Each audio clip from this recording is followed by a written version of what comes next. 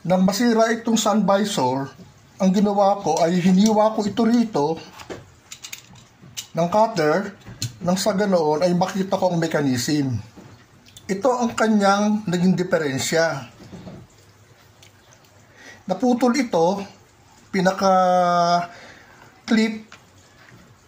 Ang ginawa ko, dinala ko sa welding shop, pinahinangan ko. Ang ginamit dito ay acetylene.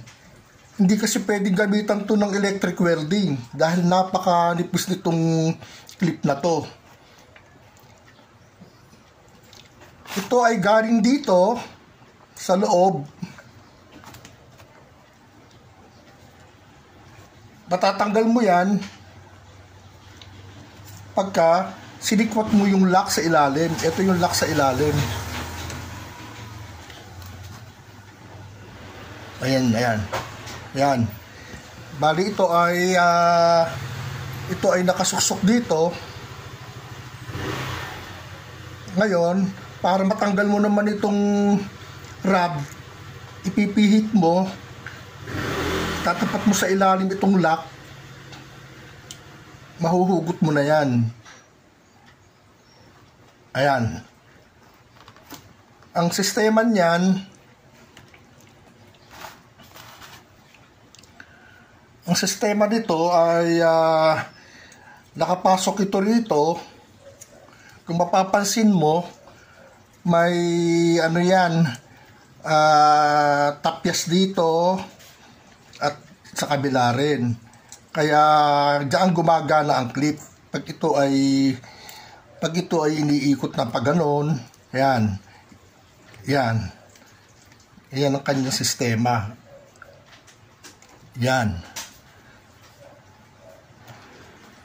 Papasok muna yan dito.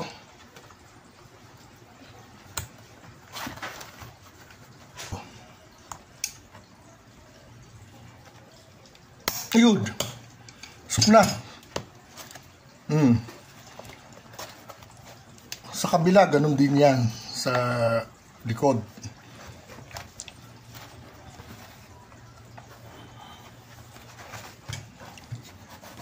Sa kabila naman.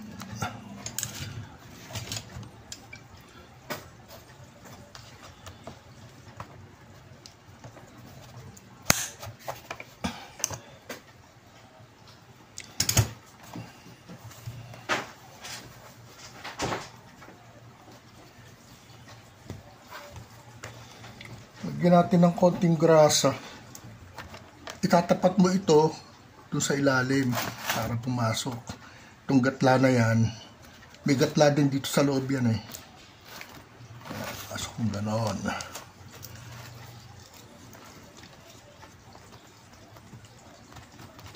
Yan. Na. Ayun, ayun, ayun. Ayun. Ay, naputol ulit. Wala nang remedyo ito. Bumigay eh. Ala na. Bago na lang talaga bibilin mo. Ano kasi to? Asirado.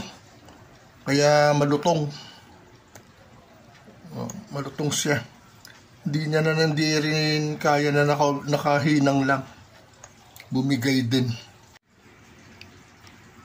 Masyado na rin lumutong yung clip. Nag-crack na tuloy-tuloy na. Sayang kung mubra sana yung pagkakahinang, nakatipid sana ng malaki. Wala nang choice kundi bumili talaga ng bago na. Dumating na rin siguro yung kanyang lifespan niya na hanggang doon na lang. Wala na. Sayang, hindi natin na-repair.